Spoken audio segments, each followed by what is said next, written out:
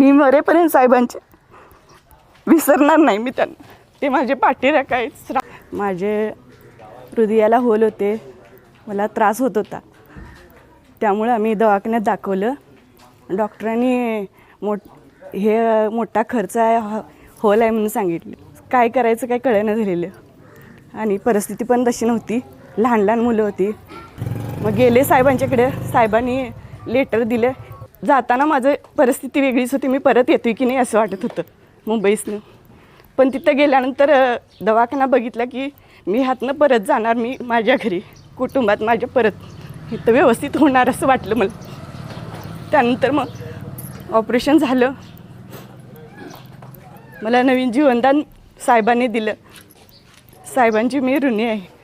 आणि साहेब मी मरेपर्यंत साहेबांचे विसरणार नाही मी त्यांना.